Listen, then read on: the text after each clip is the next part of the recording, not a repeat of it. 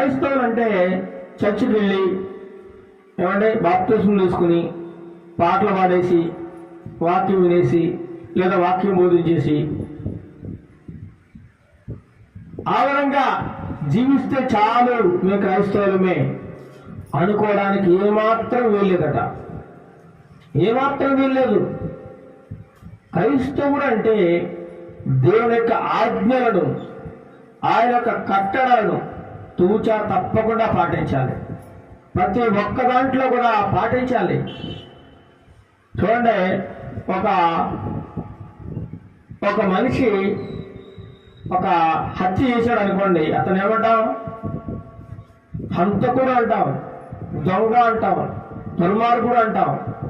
అలా అతను ఎన్ని తప్పులు చేసినా దుర్మార్గుడని అంటాం. కానీ క్రైస్తవ్యానికి వచ్చేసరికి